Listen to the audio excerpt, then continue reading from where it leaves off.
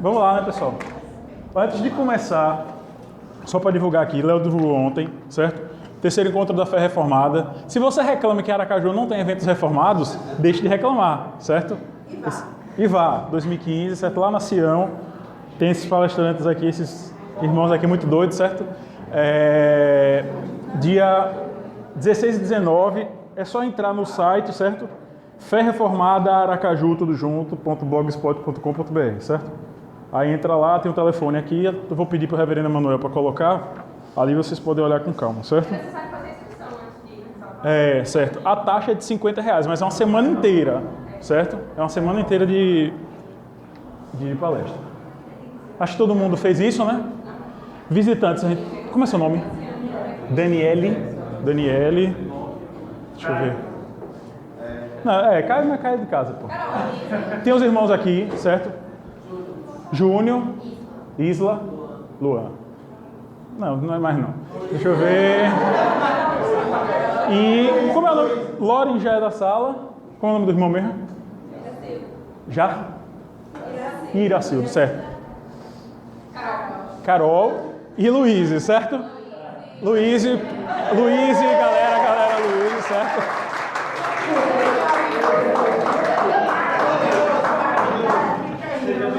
Pronto. Deixa eu pegar minha Bíblia, que é importante. Pessoal, se vocês puderem, vão, certo? O tema desse ano é piedade cristã. Para quem não sabe o que é piedade, certo? É ser crente, certo? Viver uma vida de piedade é ser crente. Só assim, certo? Resumindo. Então, se vocês puderem, vão. É uma semana só. Se tiver que faltar faculdade, falta. Não, mentira, não faltem. Mas se vocês puderem, vão, tá certo? Pronto. Leitura confessional dominical, né? Mas vamos fazer o seguinte, vamos orar antes, né? Daniel, você faz essa oração por nós, por favor. Senhor Deus, muito obrigado, Pai, por esse dia, Deus, muito obrigado pelo domingo, Pai, muito obrigado também pelo ar que respiramos, Deus, pela saúde, Deus, Pai, muito obrigado, Deus, pelo alimento, Deus, também, muito obrigado também por esses irmãos aqui presentes, Pai. E neste momento, Deus, possamos acalmar os nossos corações, possamos realmente, Deus, dedicar o estudo da Tua Palavra e aprender, Deus, a cada dia mais com o Senhor. Em nome de Jesus, Deus, nos direciona, Deus, e nos mostra, Deus, a Tua boca e feita agradar com Deus. Amém. Em nome de Jesus, Pronto, só continuando, né, pessoal? Leitura confessional do nosso Dia do Senhor. Catecismo de Heidelberg, Dia do Senhor número 11, certo? A gente já está no 11. Faltam só alguns até chegar no 52, certo? Pergunta. O nome Jesus significa Salvador. Por que o Filho de Deus? A gente já viu que Cristo é o Filho de Deus. Porque se a gente lembrar aqui, a gente ainda está na porção das perguntas do Catecismo de Heidelberg referentes ao credo, certo? Então, creio em Jesus Cristo, seu único Filho. Então, Cristo é o Filho de Deus, né? Então, o nome Jesus significa Salvador. Por que o Filho de Deus tem este nome? Porque Ele nos salva de todos os nossos pecados. E, para que em ninguém mais devemos buscar ou podemos encontrar salvação. Tá certo? Aqui estão as referências. Então, eu não vou explicar, pessoal, porque isso aqui é só leitura, tá certo? Se vocês se interessarem por um estudo confessional e tudo mais, quem sabe um dia a gente não possa estudar o Catecismo de Heidelberg, né? Ou o Catecismo Maior, se vocês quiserem também, certo? Pergunta número 30. Deixa eu puxar só esse negócio para cá aqui.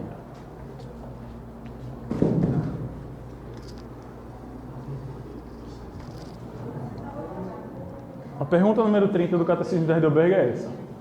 Será que aqueles que buscam... Essa pergunta aqui, pessoal.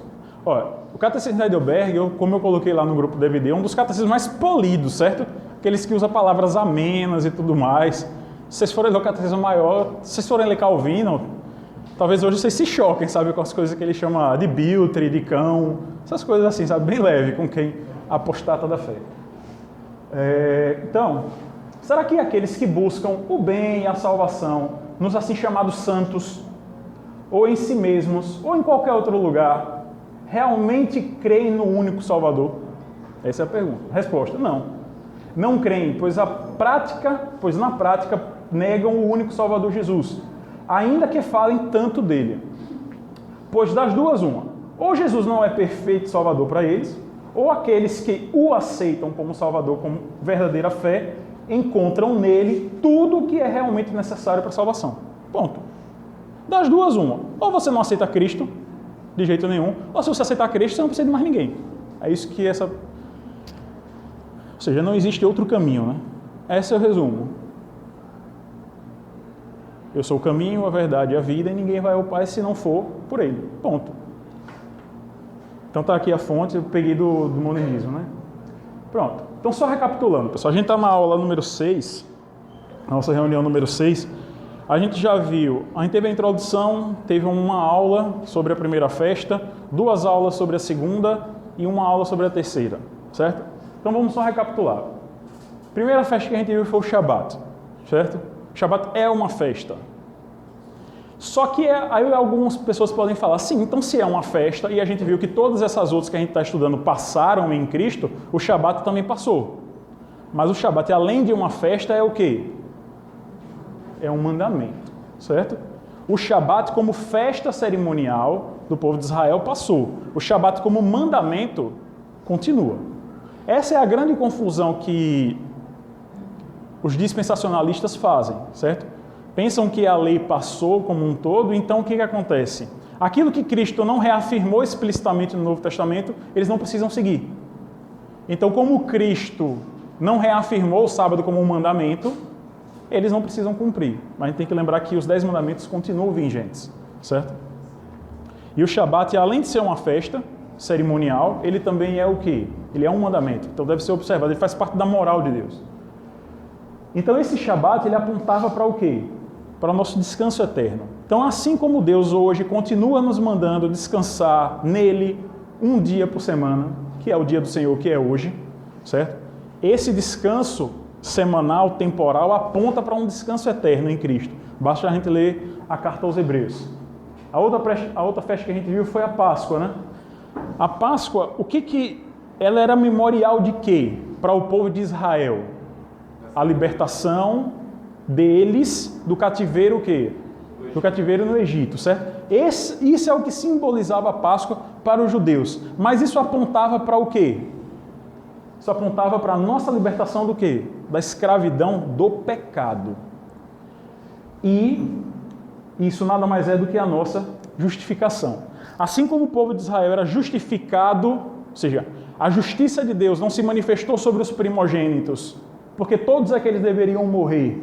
Mas como os hebreus, eles pintaram, né, aspergiram sangue nos umbrais das portas, a justiça de Deus se fez sobre quem?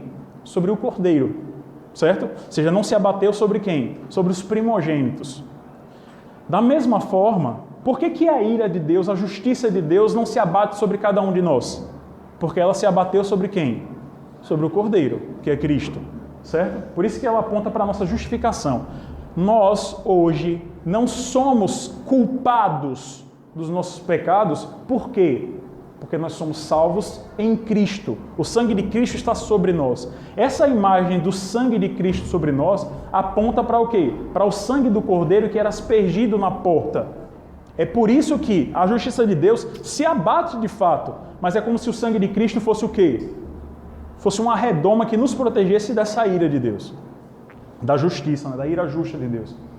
E na aula passada a gente viu sobre a festa dos pães asmos que apontava para o quê? Para os judeus, apontava purificação. Você tinha que tirar do seu meio todo e qualquer fermento. Primeiro, para que você dependesse totalmente de Deus, porque o pão era asmo, ele não inchava. E além disso, o que o fermento significava? Significava pecado. Os judeus tinham que tirar da sua casa o fermento, e isso aponta para o quê? Aponta para a nossa libertação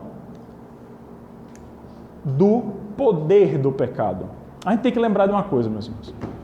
Quando a gente, daqui para o final, depois que a gente vê todas as festas, a gente vai ver como o plano de redenção se manifestou em todas as festas de Israel. A gente, como eu falei já em todas as aulas, a gente não quer se especializar, a gente não quer ser judeu, certo? A gente está livre disso. Glória a Deus por isso. A gente não precisa ser prosélito. A gente não precisa se converter ao judaísmo. Mas a gente tem que ver Cristo manifestado em todas essas festas. Então, o que é a nossa justificação? Na nossa justificação, nós somos libertados do quê? da culpa do pecado. Rapaz, eu quero que, se vocês saírem dessa revista conjugando esses verbos da nossa redenção, bicho, eu já vou ficar bem alegre, certo? Isso deveria ser ensinado, quer dizer, isso é ensinado no breve catecismo, certo? Então, assim, a galera com 9 anos já deveria saber dessas coisas. Mas sempre há tempo no reino de Deus para se melhorar. Então, na justificação nós somos libertados do quê? Da culpa. Nós não somos mais culpados perante Deus por causa dos nossos pecados. Por quê? Porque a justiça de Deus se aperfeiçoou em quem? Sobre Cristo, em Cristo. Certo? Na santificação nós somos libertados do quê?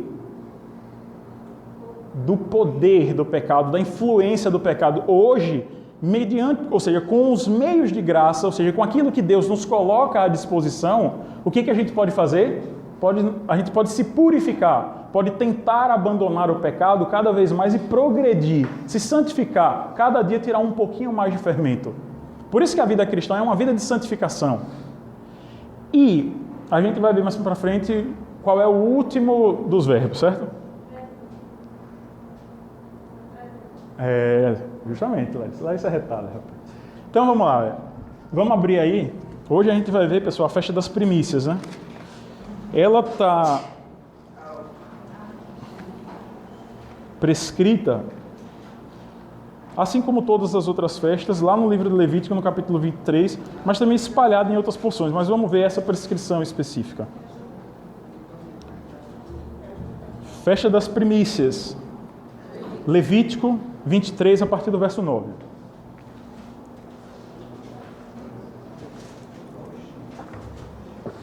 Levítico, capítulo 23.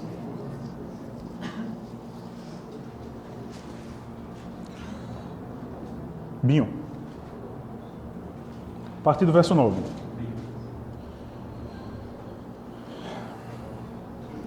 Disse mais o Senhor a Moisés: fala aos filhos de Israel e dize-lhes: quando entrardes na terra que vos dou e cegardes a messe, então trazereis um molho das primícias da vossa messe ao sacerdote.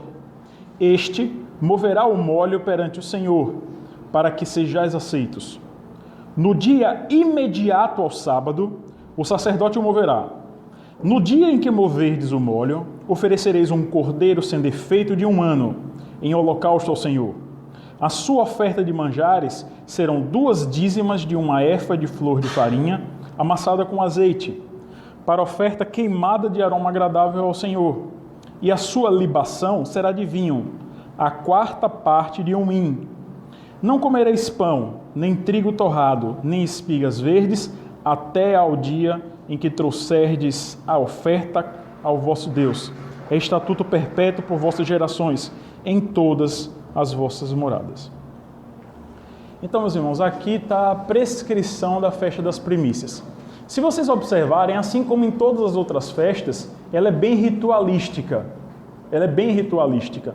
A gente percebe aqui o quê? Além do molho, ou seja, quando os campos estavam começando, esse molho aqui geralmente era de cevada ou de linho, ou de trigo, né? Quando os molhos estavam começando a aparecer, aquilo que primeiro amadurecesse, o povo de Israel tinha que ir até o seu campo, ceifar, certo? Juntar aquele molho, e aquele primeiro molho do seu campo deveria ser apresentado no templo, nesse caso aqui, quando eles entrassem na terra, no tabernáculo, né, depois no templo,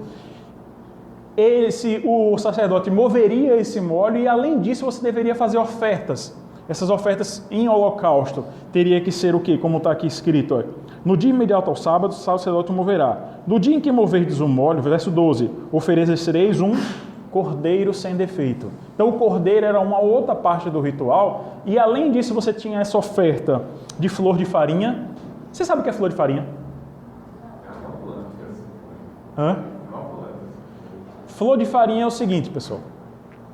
A gente tem que lembrar que aqui, quando é que a farinha de trigo ou qualquer outra farinha de cereal passou a ser bem produzida? Claro que vocês leram o link, né, que estava lá na revistinha passada, e vocês leram a história do pão, né? Lógico, né? Todo mundo leu, mas eu vou relembrar vocês. Porque eu sei que uma semana as coisas passam assim, sabe? Só na metade do século XIX é que essas coisas se aperfeiçoaram.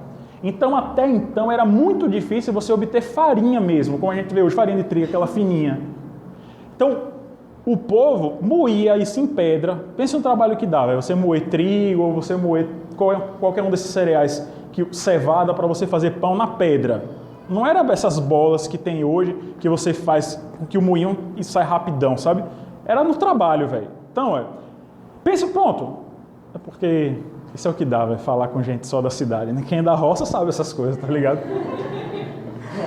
Vocês já viram como é que faz cuscuz no interior? É na pedra, meu filho.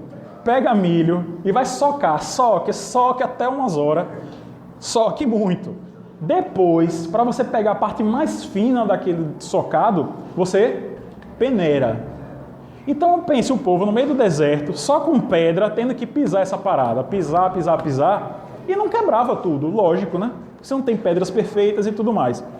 Então depois de todo esse trabalho, para você pegar a flor de farinha, que era a parte mais fina, o que você fazia? Pegava uma peneira, que geralmente era um tecido, linho, bem fininho, e ia peneirar essa parada, ia peneirar essa farinha.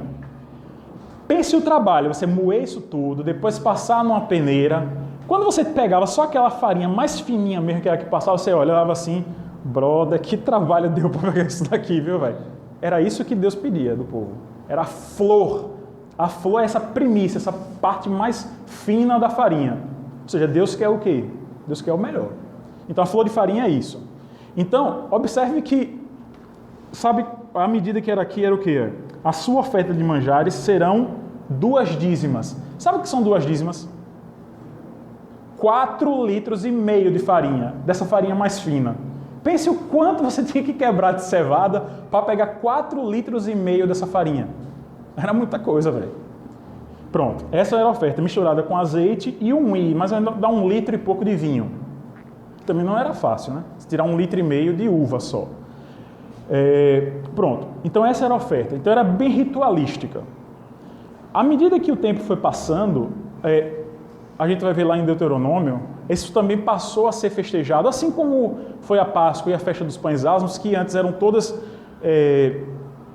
comemorações bem familiares. A Páscoa a gente vê que é assim, pães asmos é assim também, e depois isso passa para o templo e continua nas casas. A mesma coisa aconteceu com as primícias, e a gente vai ver o que isso aponta também. Mas algumas coisas a gente tem que olhar aqui. No dia, vamos olhar aí, no verso 12, no dia imediato ao sábado. Qual é o dia imediato ao sábado? Pronto, então guarda essa informação. Então, primeiro, essa festa, se vocês observarem, ela não foi uma festa celebrada no Egito. Por quê? Porque eles já saíram. Eles não plantavam lá, certo? Eles não plantavam lá. Por que eles não comemoraram, não celebraram essa festa no deserto? Porque eles eram nômades, eles também não plantavam, tá certo? Então a gente tem que observar o seguinte, essa festa, a festa das primícias, ela é uma festa para se comemorar onde? Já na terra prometida. Então se liguem, viu? Essa é outra coisa. A festa das primícias é uma festa para se comemorar onde? Em Canaã, certo? Na terra prometida, depois que você adentra a terra. Pronto. Deixa eu só colocar essa citação do Sétimo aqui. O livramento do povo do Egito pelo sangue do Cordeiro, Páscoa, havia lhes permitido recomeçar, e a festa dos pães asmos ressaltava o quê? O rompimento com o passado, a escravidão. Então, a Páscoa aponta para o quê? Para a libertação. A festa dos pães asmos aponta para o quê? Para as coisas do passado. Você deixou as coisas para trás, de fato. Essas representações da redenção impeliam Israel em direção a uma nova vida. Eles ainda iam peregrinar um tempo no deserto, certo? Mas a vida cujo tipo, a gente está falando aqui de tipologia, certo? Uma vida cujo tipo se encontrava nas primícias da nova terra e que sempre ansiaria por algo mais. certo? Então guardem essas coisas. A festa das primícias é uma festa para ser comemorada na Nova Canaã, ou melhor, em Canaã, certo? Na nova terra, certo? E isso sempre aponta para coisas mais. Essa é a citação do Sightman, do livro dele. De novo, quem quiser comprar o livro, compre, certo? É bom. Se vocês observarem aqui, nessa porção do livro de Levítico, que a gente acabou de ler, Deus ordenava que novos feixes, ou seja, os primeiros feixes, fossem o quê? Entregues a Ele. As primícias do campo, as primeiras coisas que saíam do campo, deveriam ser ofertadas a Deus, certo? Isso aponta para o quê? Para uma nova vida. Observem que antes, Israel vive uma vida nômade. Ele era escravo, ele é libertado. Já liberto, ele passa a viver num regime de nomadia, certo? Peregrinando no deserto. Eles não plantavam. Agora, Deus manda que eles adentrem a terra, certo? A gente vai ver lá em Deuteronômio. Aqui em Levítico ainda não. Aqui é dada a lei. A gente tem que lembrar que isso daqui é para que os sacerdotes observassem, certo? Os sacerdotes eram responsáveis, principalmente, os principais responsáveis, pela observância dessas coisas, certo? Então, quando eles adentrassem na terra, ou seja, quando eles passassem a ter uma nova vida, eles deixariam de ser nômades, agora eles se fixariam na terra. Com essa nova vida, a primeira coisa que é prescrita a ele é que eles façam o quê? A primeira festa dessa nova vida é a festa das primícias. Então, isso tem algo bem importante e emblemático para a gente. Isso aponta para o quê, primeiramente? Uma nova forma de se relacionar com Deus, certo? Observe uma coisa. Enquanto que os povos ao redor dos hebreus, e a gente vai ver isso no finalzinho, na última parte da aula mesmo, certo? Enquanto que os povos ao redor dos hebreus tinham uma relação de penitência para obter favores dos seus deuses, os hebreus estavam sendo ensinados por Deus que Ele é quem providencia tudo por sua graça. Isso aqui é importante, meus irmãos, por quê? A gente vive, melhor, a humanidade, ela vive numa... Obrigado. A humanidade, inclusive os cristãos, independentemente de qual seja a confissão específica dele, porque isso é natural do ser humano, tende a ser idólatra. Todos nós, todos. A gente viu isso na aula passada. Todos nós somos idólatras por natureza. Todos. Você idolatra seu filho, você idolatra seu emprego, você idolatra a sua condição, seu relacionamento. Nós somos naturalmente idólatras. Por isso que a gente tem que fugir da idolatria. A Bíblia inteira aponta para uma coisa: fuja da idolatria. Porque esse é o principal dos pecados. E é desse que todos os outros emergem. Por isso que eu queria muito estar com os 10 mandamentos com vocês, para vocês verem como a quebra de todos os mandamentos, sem ser os 2 primeiros, porque eles são explícitos, todos os outros apontam para o quê? Para a idolatria. Então não pense que isso é particular de um grupo de seres humanos, não. Todos nós somos idólatras. E cabe a nós cavar cada vez mais o nosso coração para ver onde é que a gente está colocando o nosso ídolo. Onde é que o nosso ídolo está. Por isso que é importante a gente ler isso daqui. Isso daqui é a palavra de Deus. É o que aponta para o que você tem que fazer e como você tem que se examinar. Certo? Então, enquanto que os povos ao redor dos hebreus, para onde eles iriam se assentar, tinham uma relação de troca com seus deuses, ou seja, faça isso para que eu te dê isso, Deus diz o seguinte: eu vou te dar isso, sejam gratos a mim e me obedeçam. Para todos os povos, e a gente tem isso muito internalizado em nós. A gente sempre pensa que o nosso relacionamento com Deus é um relacionamento de troca. Eu faço alguma coisa para Deus e Ele me dá de volta. Se fosse assim, você acha que você teria alguma coisa? Teria. O inferno. É a única coisa que você teria direito. O inferno. Cada um de nós só teria direito a uma coisa: o inferno. Porque nós quebramos os mandamentos de Deus a todo instante.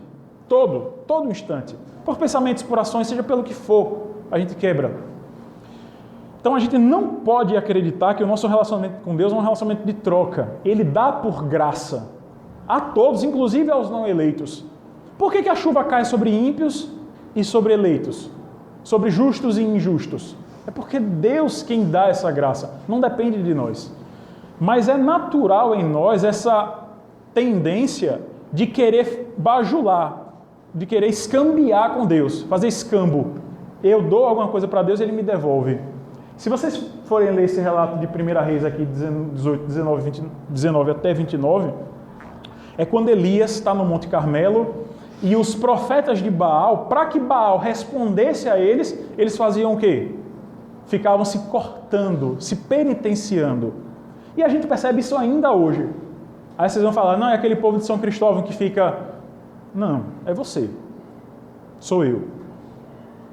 Que pensa que Deus vai lhe dar algo pelas suas penitências, pelo seu esforço, pelo seu sacrifício. Não é, irmãos. Se dependesse de você, de novo, eu repito porque isso tem que ser internalizado em nós. Por nossos próprios esforços, a gente só mereceria uma coisa, ir para o inferno. É por graça. É só por graça que Deus nos dá. E o que a gente faz quando reconhece essa graça? Sendo gratos a Ele, a gente obedece. Só por isso. Então, enquanto os povos... Esse relato aqui é muito para frente, a gente já está no período dos reis aqui de Israel, mas eu só coloquei ele aí para a gente ver como naquele tempo era assim, no tempo que os povos estavam peregrinando no deserto, foi assim depois que eles se assentaram. Sempre vai ser assim. É natural em nós isso. E a gente tem que tomar muito cuidado. Então, essa nova forma de se relacionar com Deus também implica numa nova forma com a qual nós nos relacionamos com os homens. Mas o que acontece? O homem teima em não agir com os seus semelhantes. Quem são os nossos semelhantes? Todos os homens. Todos os homens. A gente teima em agir com os semelhantes como Deus age conosco. Deus é extremamente gracioso e misericordioso conosco. O que a gente deveria ser? Mais misericordioso com os homens. Mais misericordioso com os homens. Isso com qualquer pessoa. E a gente não é com o nosso próprio irmão de sangue às vezes. Vamos abrir esse texto, por favor. De novo, esse texto é bem mais para frente, é Neemias, é depois que o povo está voltando do cativeiro babilônico. É muito tempo para frente, mas é importante que a gente leia isso. Livro do construtor, do administrador Neemias.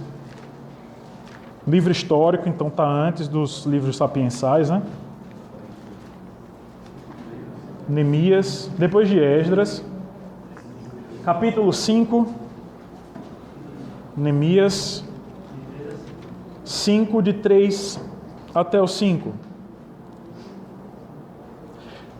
Também houve os que diziam: as nossas terras, as nossas vinhas e as nossas casas hipotecamos para tomarmos trigo nesta fome.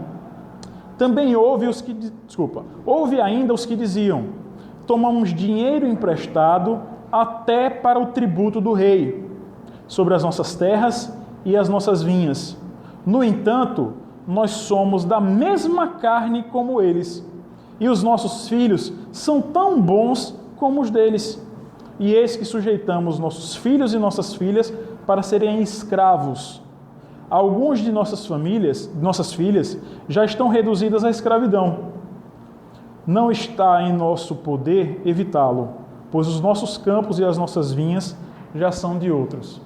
O povo de Israel, e nós também, somos tão miseráveis que às vezes aqui, o que acontece?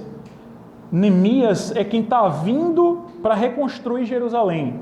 Jerusalém está destruída, só o templo foi reconstruído no tempo do profeta Ageu. E mesmo assim, a trancos e barrancos, não foi o templo como Salomão construiu, nem vai ser o templo de Herodes, porque Herodes vai construir um outro templo bem maior, mas toda Jerusalém, as portas de Jerusalém, que significam a justiça, e os muros de Jerusalém, que significam a proteção, estavam todas destruídas, as portas queimadas. E o povo viveu ali 90 anos sem nem ligar para isso. Os assírios estavam, a Pérsia nessa época, né, estava cobrando impostos, por isso que ele fala aqui para tributo do rei. E o que os povos ali faziam? No lugar de ajudar esses irmãos que estavam passando por dificuldades, eles emprestavam, beleza, mas o que faziam com os filhos daquele povo? Escravizavam. Para você ver como é o coração do homem. Amós, livro do profeta Amós, então é bem mais lá para frente. Passos sapiensais, começa os livros proféticos.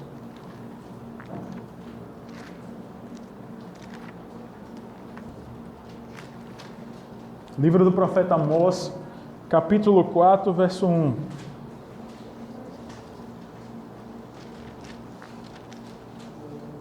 Joel, Amós. Amós, capítulo 4. Pessoal, não estou colocando os versículos aí de propósito, vocês sabem, né? Para todo mundo abrir a Bíblia, né? Só que hoje em dia é tão bom, né, com o celular, né, velho? Tragam a Bíblia de casa para vocês irem folheando, velho. É importante vocês saberem onde estão as coisas, certo? Amós, capítulo 4, verso 1. Ouvi esta palavra, vacas de Bazã, que estais no monte de Samaria, oprimis os pobres, esmagai os necessitados e dizeis a vosso marido, dai cá e bebamos o sangue. Essa é a ideia do profeta Amós aqui. Então, para você ver o quão perverso é o coração do homem, o quão perverso é o coração do homem contra os próprios irmãos. Aqui a gente está falando de samaritanos, mas são povos da grande Israel ainda, o Israel do norte, né? As tribos que se juntaram com Jeroboão. O coração do homem é naturalmente pervertido. Deus manda que nós sejamos misericordiosos, mas nós somos extremamente miseráveis. E não somos diferentes não dessas vacas de Bazã aqui. As vacas de Bazã aqui é uma figura para dizer como as mulheres eram opulentas, não necessariamente gordas, porque as vacas... porque as vacas de Bazã eram bem gordinhas, sabe? Eram opulentas.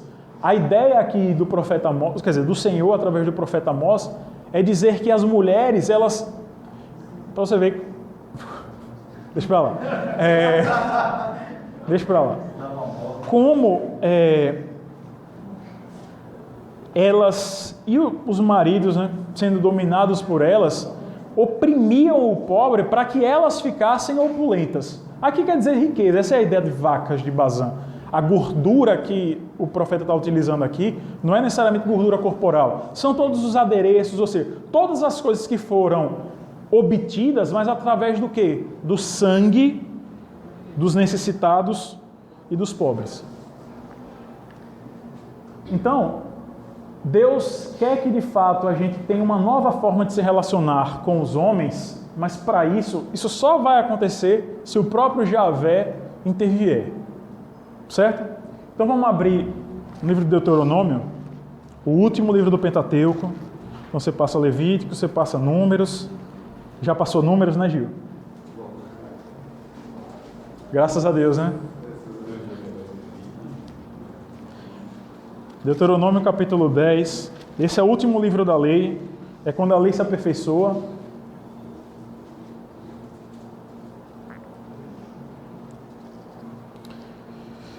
Deuteronômio 10, do 17 e 18. Pois o Senhor vosso Deus é o Deus dos deuses e o Senhor dos senhores, o Deus grande, poderoso e temível, que não faz acepção de pessoas, nem aceita suborno, que faz justiça ao órfão e à viúva, e ama o estrangeiro, dando-lhes pão e vestes. Pergunta: pão e vestes, pão, a não ser na época do maná, cai do céu. Como é que Deus dá pão ao órfão, ao necessitado, à viúva e ao estrangeiro? Ordinariamente. Ele pode fazer pão descer do céu? Ele pode fazer chover hambúrguer? Pode, se ele quiser. Mas ele faz isso ordinariamente através de quem? De nós. Observe como Deus aqui ele faz justiça ao órfão, ao necessitado, à viúva e ao estrangeiro, por meio de nós. Deuteronômio 24. Observe que esse é o último livro da lei e como isso está se aperfeiçoando. Todas as prescrições que eu vou colocar aí estão todas no livro de Deuteronômio. Deuteronômio capítulo 24, versos 17 até o 22.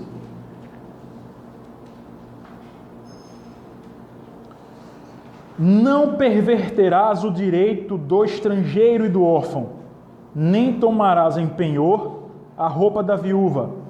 Lembrar-te-ás, por que é que o Senhor está falando? Lembre do direito do estrangeiro, lembre do direito do órfão, não explore a viúva. O que a gente tem que ter na mente para que a gente faça isso? Lembrar-te-ás, verso 18, de que fostes escravo no Egito e de que o Senhor te livrou dali, pelo que eu te ordeno que façais isso. Quando no teu campo cegares a messe e nele esqueceres um feixe de espigas, não voltarás a tomá-lo. Para o estrangeiro, para o órfão e para a viúva será, para que o Senhor teu Deus te abençoe em toda a obra das tuas mãos. Quando sacudires a tua oliveira, não voltarás a colher o fruto dos ramos. Vocês já viram colheita de azeitona, né? Colheita de azeitona, hoje em dia é mecanizado, né? Eles pegam uma cinta, tipo aquele que passa na cintura e os gordinhos ficam lá balançando. É tipo aquilo, essa é a ideia. Mas como é que você colhe da oliveira? Você balança, as azeitonas caem. O que Deus está falando aqui?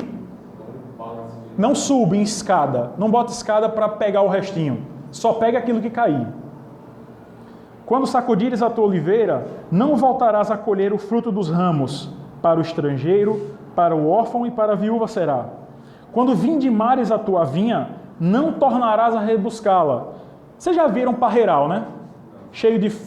É só botar no Google. As uvas, elas ficam todas lá enfiadas nos meios das folhas. O que o Senhor está falando? Passe depressa. Vá catando as uvas que você conseguir pegar. Não volte para ficar olhando e levantando folha. Por quê? Porque aquilo que ficar no pé... 24. Quando vindimares a tua vinha, não tornarás a rebuscá-la. Para o estrangeiro, para o órfão e para a viúva será o restante. Lembrar-te-ás de que foste escravo na terra do Egito, que pelo te ordeno que faças isso.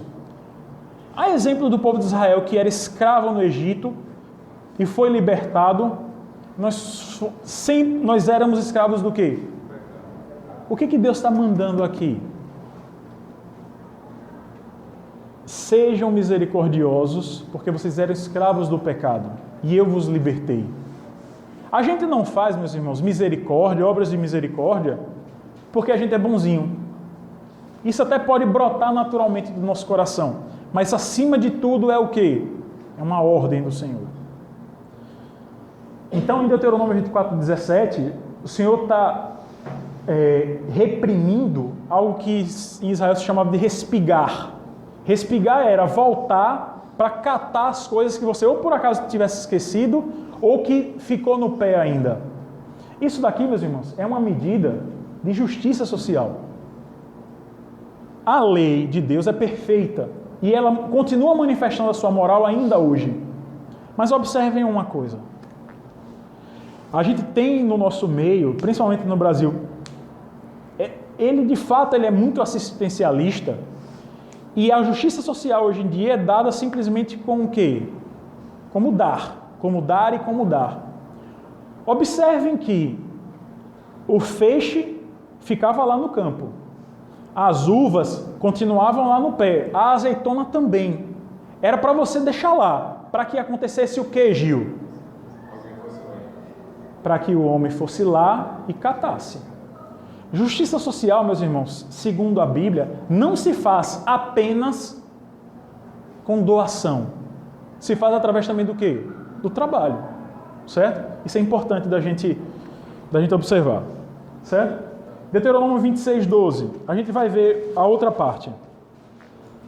Deuteronômio 26, verso 12. A gente leu do 1 até o 11. Observe como Deus prescreveu as primícias, e ele já está engatando em outra aqui. Ó. Deuteronômio 26, 12.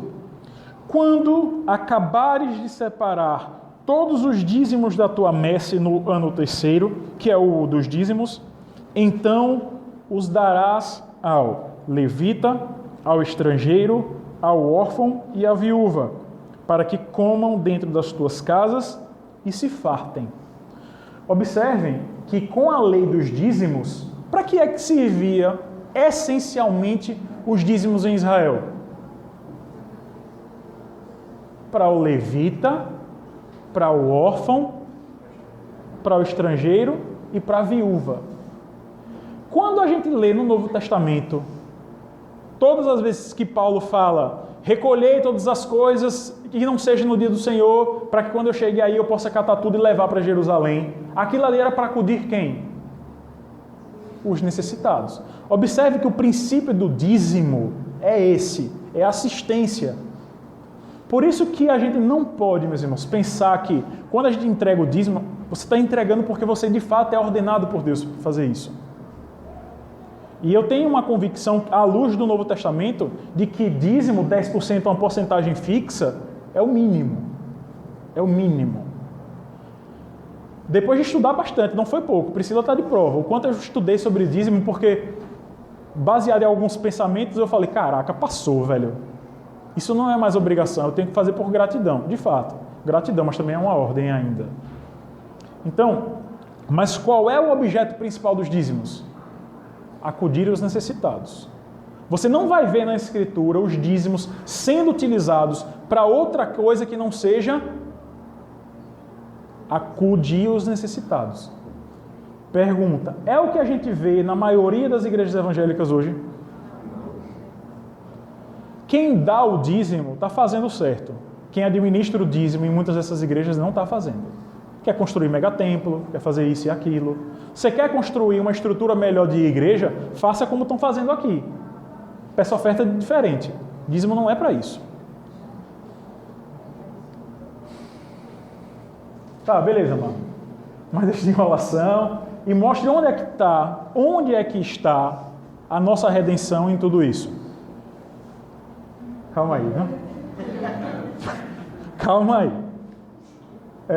Primeiro, a gente tem que recapitular aqui para que a gente veja o quão importante é, meus irmãos, a gente estudar essas festas de Israel. E de novo agora eu vou ter que me segurar. Quando é que o cordeiro era imolado, Larissa? Dia, mês e dia da semana. Bora, Larissa. Larissa! Bora, rapaz! Era no mês de Nisan,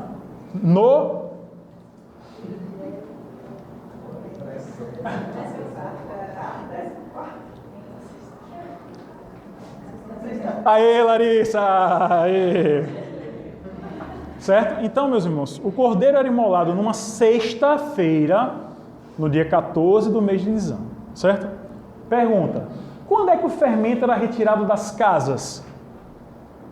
Por obrigação. A gente tinha lá o Bedikat Hametz, que os judeus já tomavam tanta preocupação que eles faziam isso uma semana antes, assim como o Cristo já chegou expulsando o povo do templo, os cambistas do templo, uma semana antes. Mas quando é que isso era ordenado por Deus? Vamos lá, Larissa. Bora, Larissa, diga aí. E que dia da semana era? Pô, velho, dá orgulho, velho, dá aula pra gente assim. Ó, então a gente tem, observem a progressão. A Páscoa, o cordeiro era imolado no dia 14, no mês de Nisan, numa sexta. Os pães eram tomados como asmo, ou seja, todo o fermento era retirado no sábado. E a festa das primícias? Quando é que caía? Quando é que o primeiro fecho era? No dia 16 do mês de Nisan, Vocês estão vendo Cristo aí? Quando é que Cristo foi imolado? Na sexta. Quando é que ele se tornou pecado por nós? E quando é que ele ressuscitou? As festas de Israel apontam para a redenção, irmãos. Rapaz, assim, quando eu estou preparando as aulas, sabe? Dá vontade de chorar toda hora, velho. E como Ellen vai estar assistindo isso lá na Flórida, né? Rapaz, dá vontade de dar uns gritos aqui mesmo de glória a Deus, velho. Porque, rapaz, quando vocês percebem a obra de Cristo, a obra da redenção se manifestando, bicho, não tem como ficar assim. Cristo se manifestou na Escritura claramente, sabe? As festas de Israel, Deus ordenou para que fossem observadas pelo Israel, para que quando Cristo chegasse, eles olhassem. Bicho, era isso que a gente estava fazendo só como sombra, e ele fez perfeitamente. Cristo cumpriu, ele encarnou a Páscoa, encarnou a festa dos pães asmos e encarnou a festa das primícias. Aqui é uma citação do site, mano. A data da ressurreição de Jesus não é acidental. Não foi por acaso que ocorreu numa das festas judaicas. A ressurreição de Jesus, o Messias, é significativa pelo fato de Deus tê-la planejado de acordo com o calendário comemorativo de Israel. Deus estruturou a redenção não apenas para que Jesus permanecesse na sepultura até o terceiro dia, conforme exigia o sinal de Jonas, basta vocês lerem isso daqui, mas especialmente para que Jesus irrompesse pelo túmulo na festa das primícias. A festa define, portanto, o significado da ressurreição. Não foi apenas o milagre da vida depois da morte, mas também o início de um novo mundo depois da morte do antigo. Então, se em Cristo há primícias, há coisas do novo, o que a gente deve esperar com isso? Ou seja, quais são as promessas que a própria Escritura nos dá? E aqui, meus irmãos, eu quero que a gente comece a mudar a nossa mentalidade, certo? As promessas, aquilo que de fato a gente deve se prender, é o que está dito aqui. Não é o que o irmãozinho do fogo disse, não. É isso daqui que tem que lhe dar esperança. Certo? Então, o que a gente deve esperar? Qual deve ser a nossa esperança? Quais são as promessas que de fato a gente deve ansiar por elas e outras que já estão sendo cumpridas? Primeiro, as primícias de nosso testemunho.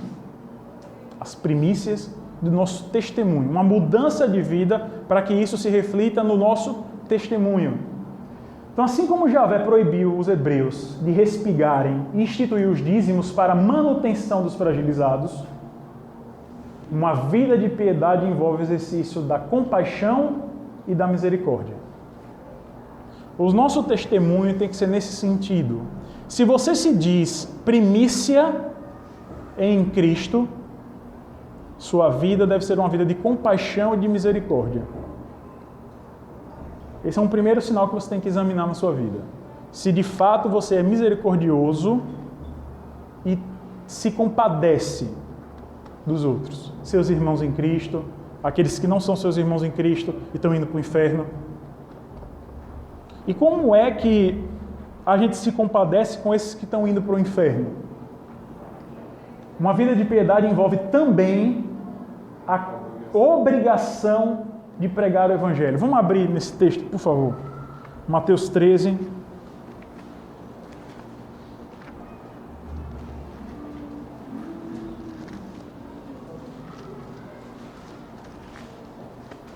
Mateus capítulo 13, versos do 18 até o 23. Essa daqui é a explicação da parábola do semeador, né?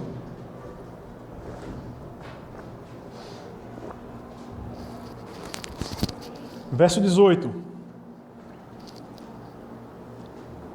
Observe que no verso 10, quem foi que pediu explicação sobre a parábola que Cristo tinha acabado de contar?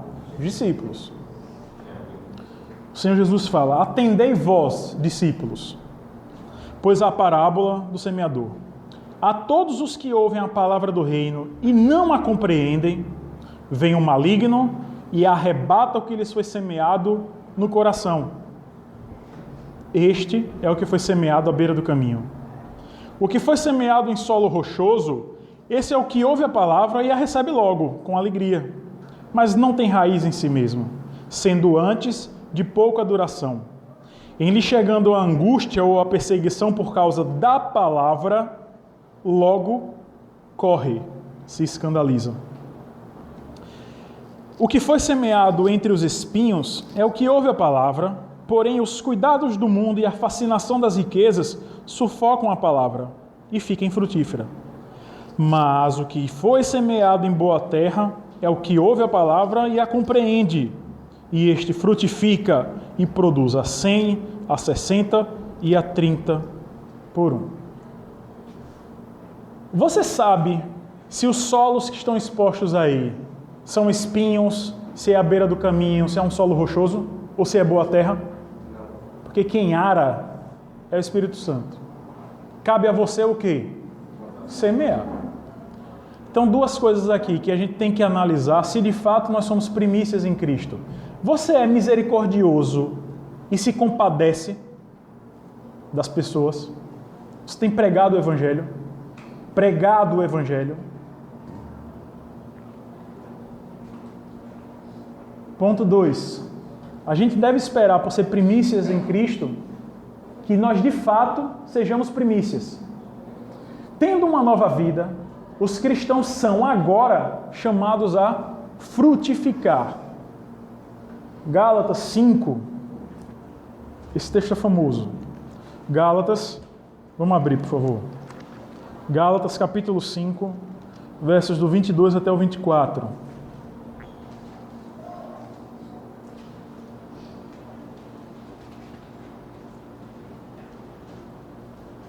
O apóstolo Paulo aqui está fazendo um contraste entre aquilo que a carne, ou seja, a sua tendência pecaminosa manifesta, e aquilo que de fato um crente em Cristo deve manifestar. Mas o fruto do Espírito é amor, alegria, paz, longanimidade, benignidade, bondade, fidelidade, mansidão, domínio próprio. Contra estas coisas não há lei. E os que são de Cristo crucificaram a carne com as suas paixões e concupiscências. Se de fato você é primícia em Cristo, você tem que se comportar como primícia. Você deve manifestar frutos de gratidão, frutos de obediência, frutos do Espírito. Esse deve ser o esforço do crente. Esse deve ser o esforço do crente. Crucificar a carne, para que naturalmente o Espírito produza frutos em você. Também deve apontar, a gente deve esperar pelas primícias de um novo mundo. Vamos abrir em Gênesis, capítulo 3, lá no comecinho. Gênesis, capítulo 3,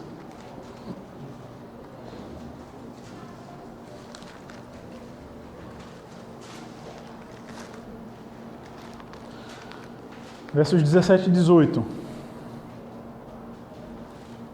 Isso aqui está no contexto da prolação das maldições, né? Deus amaldiçoa a serpente, amaldiçoa a glória da mulher, que é dar à luz a filhos. Essa é a glória da mulher. Amaldiçoa o trabalho do homem e amaldiçoa também o quê? A própria criação, por causa do pecado.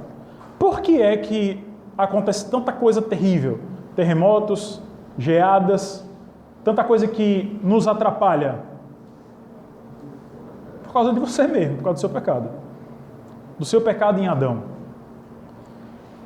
17. E Adão disse: visto que atendeste à voz de tua mulher e comeste da árvore que eu te ordenara não comesses, maldita é a terra por tua causa. E terra aqui é a criação como um todo. Em fadiga obterás dela o sustento durante os dias de tua vida. Ela produzirá também cardos e abrolhos, e tu comerás a erva do campo. Então observe uma coisa. Deus criou a natureza perfeita, Ele viu que tudo aquilo era bom. E o que nós em Adão fizemos? Pecamos, e com isso Deus teve que fazer o quê? amaldiçoar a terra. Mas glória a Deus que isso não parou por aí. Romanos capítulo 8. Então a natureza hoje, meus irmãos, ela experimenta a maldição prolatada pelo próprio Deus por causa do nosso pecado.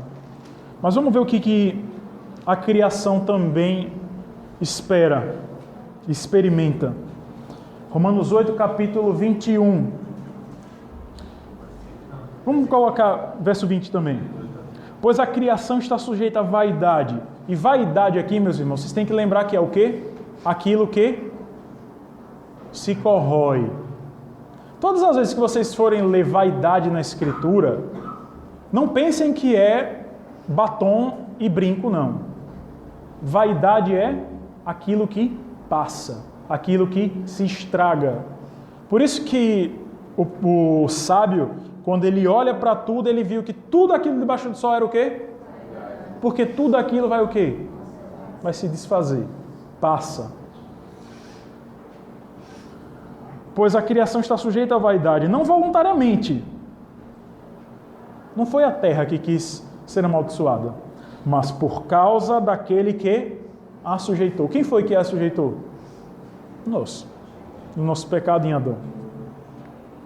Na esperança de que a própria criação será redimida do cativeiro da corrupção para a liberdade da glória dos filhos de Deus. Porque sabemos que toda a criação, a um só tempo, geme e suporta angústias até agora. E não somente ela, mas também nós que temos o quê? As primícias. Então, meus irmãos, a festa das primícias aponta para isso também. Um ardente desejo de toda a criação de Deus por ser o quê? Redimida perfeitamente. Nós já fomos redimidos, mas isso aqui ainda está passando, está se desvanecendo, está se estragando. Mas isso vai se aperfeiçoar. Vamos abrir rapidinho em Marcos 1. Verso 15.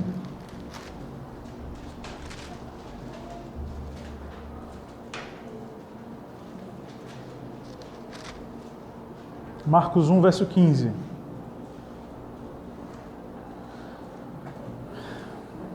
Depois de João ter sido preso, verso 14. Foi Jesus para a Galileia, pregando o Evangelho de Deus, dizendo: o tempo está cumprido e o reino de Deus está próximo. Arrependei-vos e crede no Evangelho. Meus irmãos, todos aqueles que creem no Evangelho já experimentam o reinado de Cristo. A terra hoje já é reinada. Há um rei soberano sobre ela, que é Cristo. Mas ainda existirá o aperfeiçoamento. A gente está estudando nessa perspectiva. Tudo foi criado, tudo caiu em Adão. Tudo já foi redimido por meio de Cristo. Mas ainda falta o quê? A consumação. O reverendo Rômulo ontem mostrou isso. Claro, é a forma como nós reformados lemos a Escritura. Se vocês forem observar na Escritura, a natureza como um todo, toda a criação de Deus, esses versos aqui de Romanos 8, mostram que de fato a criação foi feita perfeita, ela caiu em Adão, mas ela espera, ela já foi redimida por meio do sangue de Cristo, mas ela espera a consumação de todas as coisas. E aí, meus irmãos, vamos nos alegrar agora, né? 2 Pedro.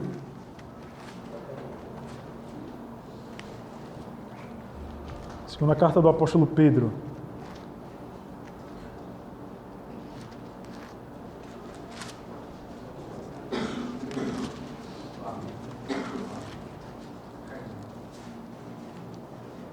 O quê? Ah, sim, a caixa, né? Obrigado, Matheus. 2 Pedro, capítulo 3, versos do 10 ao 13. Virá, entretanto, 2 Pedro 3, 10 ao 13. Virá, entretanto, como ladrão o dia do Senhor, no qual os céus passarão com estrepitoso estrondo e os elementos se desfarão abrasados. Também a terra e as obras que nela existem serão atingidas, visto que todas essas coisas hão de ser assim desfeitas. Deveis ser tais como os que vivem em santo procedimento e piedade, esperando e apressando a vinda do dia de Deus, por causa do qual os céus incendiados serão desfeitos e os elementos abrasados se derreterão. Nós, porém, segundo a sua promessa, esperamos novos céus e nova terra, nos quais habita a justiça. A gente tem que viver, meus irmãos, nessa expectativa, certo? A gente é muito preso, velho, essas coisas da vaidade. A gente depende tão pouco de Deus que a gente não pensa nessas coisas na maioria das vezes. Léo pregou em 1 Coríntios 15, que a gente vai ver daqui a pouco. Rapaz, eu vi um ardor ali em Léo que eu falo, bicho... Sabe aqueles irmãos pentecostais que falam assim, fala Jeová? Dava vontade de gritar para ver se a igreja acordava. Bicho, essa deve ser a expectativa do crente, velho. Essa deve ser a expectativa do crente. Se a gente viver com os olhos nessa dimensão, a gente vai ver daqui a pouco. Deixa eu adiantar as coisas não. Apocalipse 21.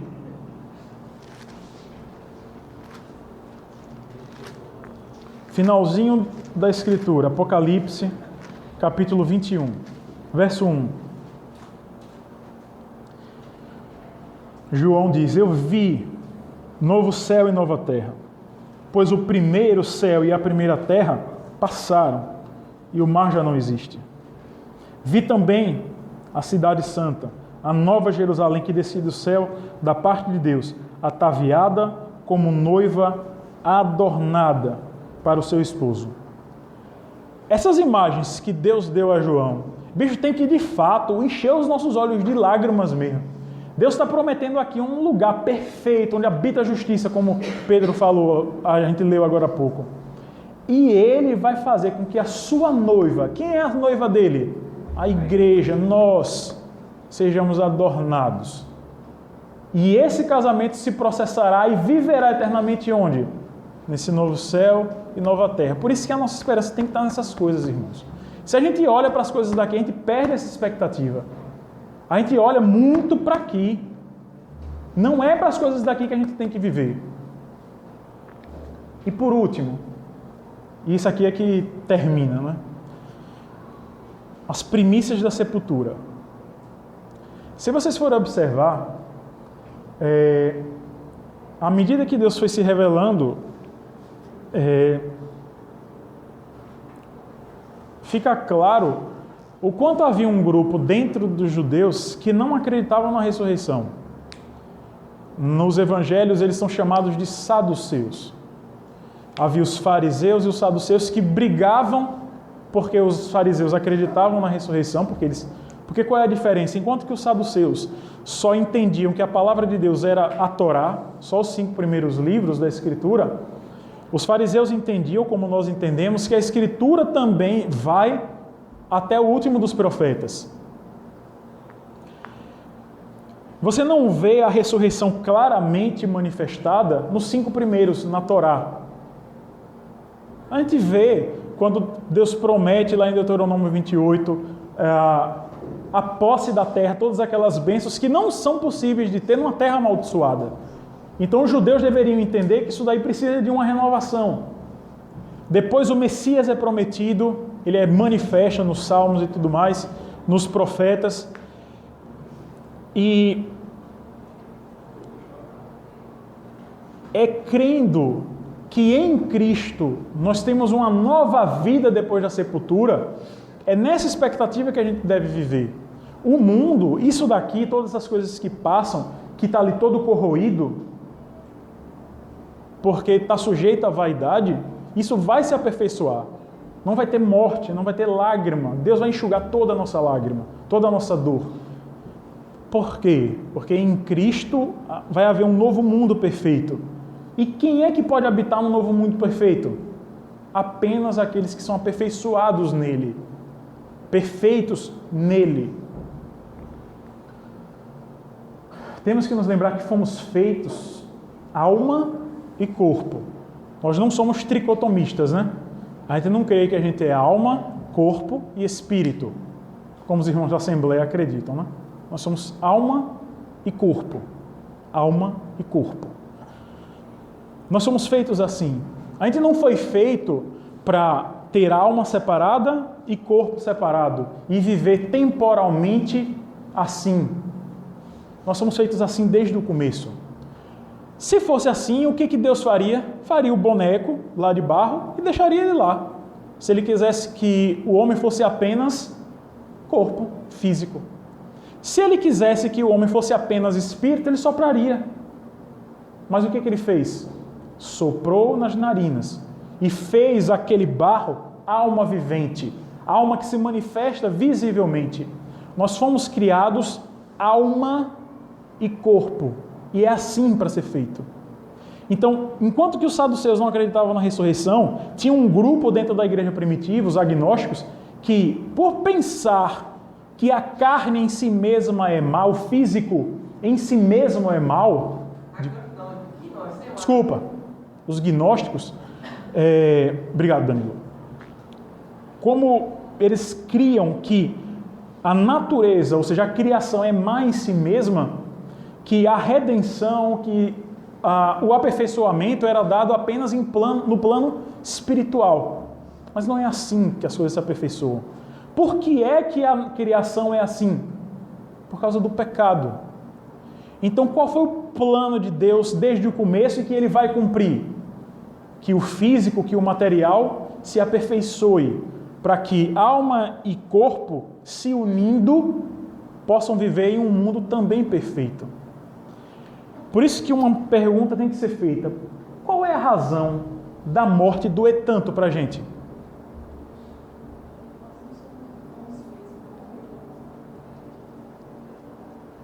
Nós não somos feitos para morrer. A morte é uma consequência, um salário do quê? Do pecado. Nós não fomos feitos para morrer. É por isso que a morte dói tanto. Não é só por causa da saudade, existe a saudade, mas dói tanto porque isso não é natural. Muitas pessoas, inclusive quando a gente vai para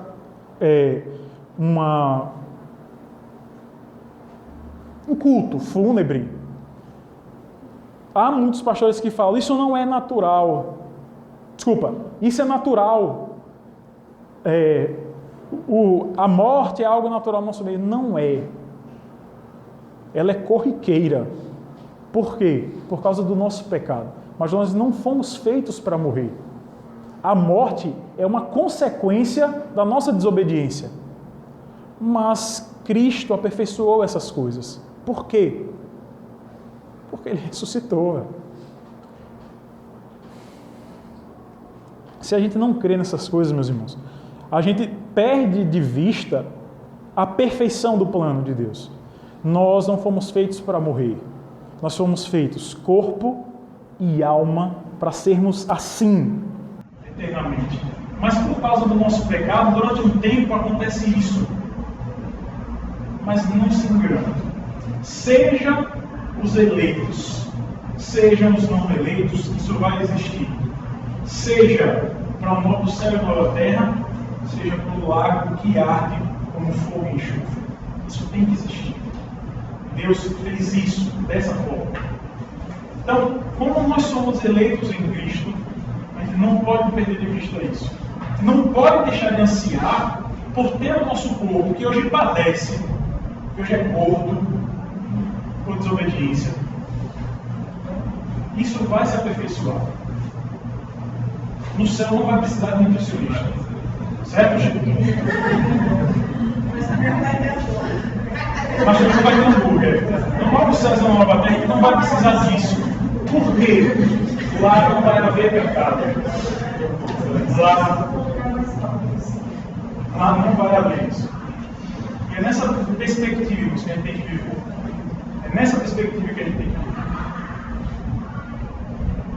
Mas as premissas da Sepultura apresentam o seguinte: e se Cristo não ressuscitasse? Se Cristo apenas morresse? Como é que Paulo responde isso? 1 Coríntios 15.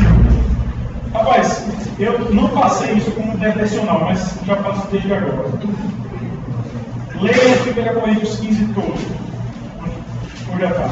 Já que hoje nós estamos a serviço do Senhor, nós estamos por conta do Senhor, façamos isso, né? Pequeno, 1 Coríntios 15, verso 17 e o verso 20 apenas. E se Cristo não ressuscitou, o que acontece? É vazia a nossa fé.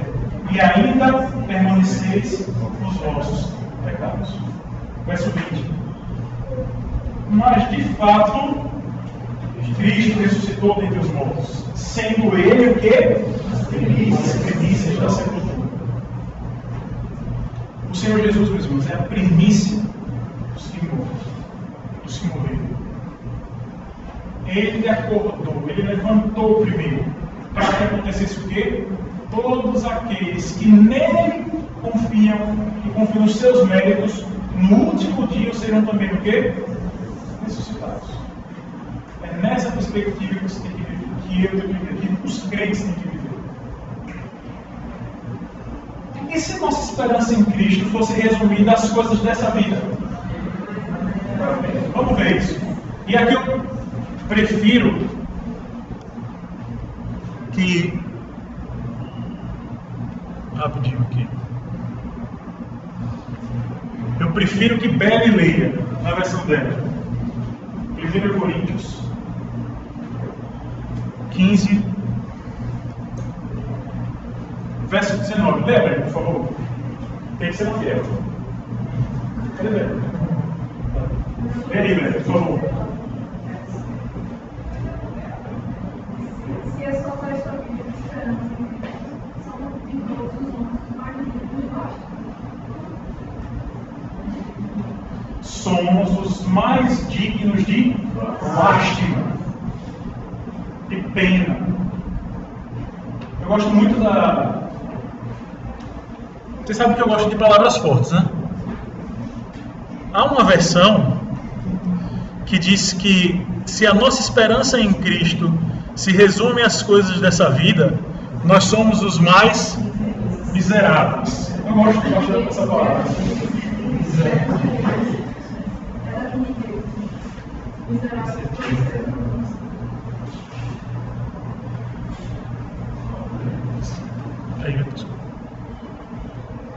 Então nós somos de fato, se a nossa esperança em Cristo ela se resume só às coisas dessa vida, nós somos os mais miseráveis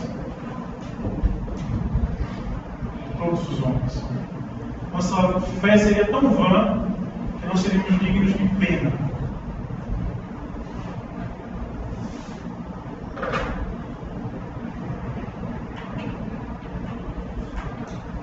Mas glória a Deus, que nós não somos os mais dignos de pena. Só que para você não ser o mais digno de pena, qual tem que ser a sua perspectiva? A sua esperança não pode estar nas coisas daqui. Você vive aqui. O crente vive aqui, mas para onde é que ele olha? Ele olha para cima. Ele olha para cima. E é natural, não é natural em si, não deveria ser. Mas toda hora a gente abaixa a cabeça.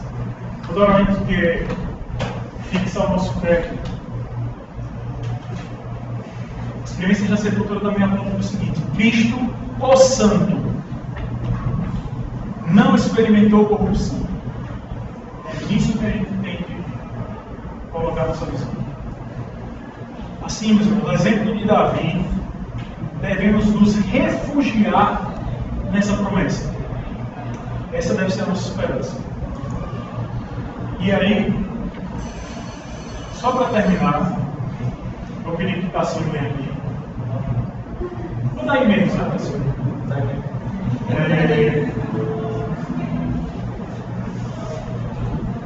Vamos cantar o salmo que baseia essa nossa esperança. A intenção com cantar esse salmo não é apenas introduzir o canto dos salmos, eu prometi que essa é a intenção também, mas é ver como Cristo está prometido desde sempre,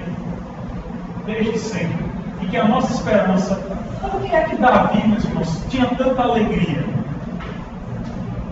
Ele sabia que o corpo dele não seria entregue à corrupção eterna. Por quê? Porque o santo não experimentou corrupção. É o Salmo número 16. Eu coloquei a letra aqui para facilitar. Você toca aí com você.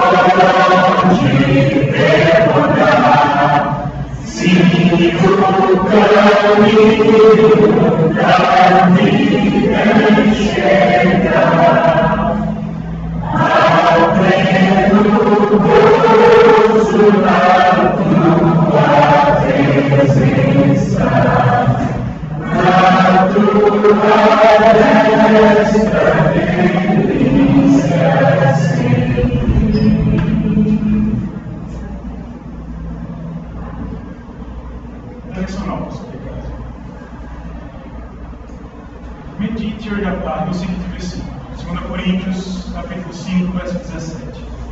Se alguém está em Cristo, é nova criatura.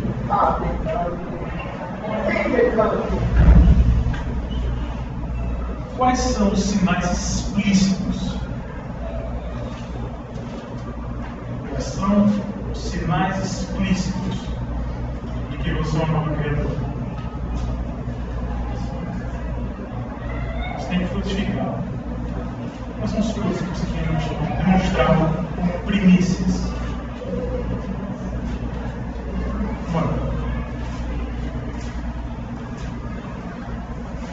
Senhor Deus, reconhecemos quanto nós somos miseráveis. Porque, Senhor, muitas vezes colocamos a nossa esperança, queremos, Senhor, calcar os nossos pés nesse mundo, olhar, Senhor, simplesmente para as coisas daqui, perder tempo, colocar peso sobre nós, quando Tu disse, Senhor, que nós devemos nos despir de todo peso, de todo pecado, e olhar firmemente para Cristo, o autor e consumador da nossa fé, e corrermos, Senhor, não somos miseráveis. E mesmo eleitos em Cristo, que mesmo, Senhor, salvo de tão grande condenação, em um lugar, Senhor, onde haverá a total falta, Senhor, da Tua graça, queremos olhar, Senhor, para as coisas corrompidas, para as coisas que passam. Nos perdoa, Senhor. Nos perdoa. Nos perdoa porque essas nossas atitudes, Senhor, simplesmente demonstram o quanto irrelevante, Senhor, para nós muitas vezes é o sacrifício de Cristo. Como somos miseráveis, Senhor. Como nos adoramos nos nossos próprios conhecimentos, como nos adoramos em sermos homens e mulheres melhores, desprezamos, Senhor, tão grande obra de amor. O Senhor nos faz ver, Senhor, o quanto nós somos pecadores, o quanto isso, Senhor, nos distanciava de Ti, e o quanto, Senhor, somos benditos, o quanto devemos nos gloriar, Senhor, naquele que é o único que nos liga a Ti. Nos faz, Senhor, valorizar a salvação que temos em Cristo. Nos faz, Senhor, viver na esperança e na gratidão de termos Cristo como nosso único Senhor. Não nos deixe, Senhor. Não nos deixa olhar para a corrupção, Senhor, e nos alegrar com ela. É assim, Senhor, como o servo Davi, que mesmo pecador, que mesmo que muitas vezes olhando para as coisas daqui, Senhor, se arrependia e via que a esperança dele deve estar no eterno, Senhor. Nós te pedimos, ajuda-nos, Senhor. Ajuda-nos a nos apropriarmos dos meios de graça, Senhor, para podermos seguir em novidade de vida. Ajuda-nos a embaraçarmos, Senhor, das coisas desse mundo e a vermos como Tu és Deus, Deus Santo, que exige santidade de nós. Ajuda-nos, Senhor, a sermos de fato novas criaturas. A não nos comportarmos, Senhor, como criaturas falidas desse mundo, mas como cidadãos do reino, cidadãos que pregam a justiça e a paz do reino que o Teu Filho veio instalar. Ajuda-nos, Senhor, a ansiarmos por esse reino perfeito, quando Teu Filho Jesus virá nos buscar. Ajuda-nos a examinarmos dia após dia, para vermos o quanto precisamos melhorar, o quanto precisamos, Senhor, de fato, sermos cidadãos desse reino. Obrigado. Obrigado porque a Tua palavra, Senhor, está à nossa disposição. E nos perdoa, Senhor, por negligenciarmos a leitura dela e a meditação dela. Ajuda-nos, Senhor, a termos fome, Senhor, da Tua palavra. A não nos abordarmos, Senhor, apenas no estudo, Senhor, mas no estudo da palavra, Senhor. Ajuda-nos, Senhor. Ajuda-nos a anunciarmos pela nossa redenção perfeita, pela consumação, Senhor. Quando iremos morar contigo, Senhor, na Nova Jerusalém. Obrigado. ajuda-nos a essa tarde, Senhor, de servirmos, a não servirmos a nossos próprios custos, mas a de fato, Senhor, guardarmos o teu santo dia, experimentando, Senhor, já um pouco desse novo céu da nossa vida. Em nome de Jesus, nós te pedimos isso. Amém.